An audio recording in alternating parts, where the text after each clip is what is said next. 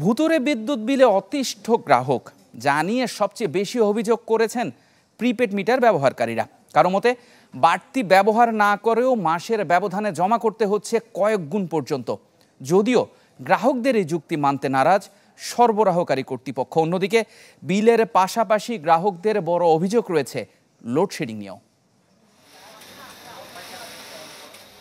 মিরপুরের T S fashion পোশাক কারখানা। মোটরের গুঞ্জন, সূচের ক্লিক বা ববিনের ঘূর্ণির আওয়াজে দিনভর ব্যস্ত থাকার কথা এখানকার 60টি মেশিন। ক্রেতার চাহিদা কমায় গেল 2 মাস ধরে চলছে অর্ধেকেরও কম মেশিন। বসানো হয়নি ফ্রিজ, এসি কিংবা বৈদ্যুতিক কোনো যন্ত্রপাতি। ফলে এই সময়ে কমেছে বিদ্যুতের ব্যবহার।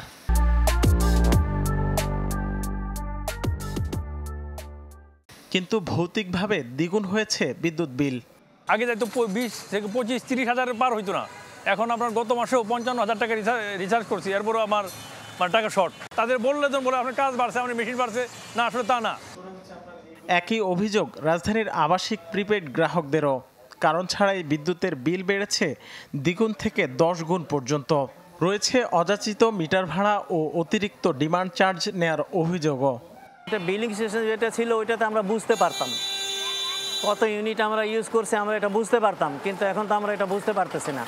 আর যেটা আমরা কার্ড চার্জ করি, কার্ড চার্জ করার পর তারা ট্যাক্স এত টাকা, মিটারের এত টাকা, তো এটা নিলে পরে আর তাদের কাছে তো কিছু বলাও যায় না। মিটারে কয় টাকা দাম এটা তো আমাদের বলবে যে আমরা 10 বছর কাটবো বা 5 বছর কাটবো মিটারের দাম, কিন্তু সে কেটেই যাচ্ছে আনলিমিটেড। এটা কবে শেষ হবে এটা আমরা জানি না। গেল ফেব্রুয়ারিতে বাড়ানো হয় বিদ্যুতের দাম, যেখানে প্রথম ধাপে 50 ইউনিট ব্যবহারে ইউনিট প্রতি ধরা হয় 4 টাকা 63 পয়সা, আর সর্বোচ্চ 600 ইউনিটের বেশির ক্ষেত্রে যে দাম 3 গুণের বেশি। বাড়তি বিল নিয়ে ডেস্কোর জবাব, বাড়তি ব্যবহারের ফলে বেড়েছে বিল, তবে অভিযোগের ভিত্তিতে রয়েছে সমন্বয়ের সুযোগও।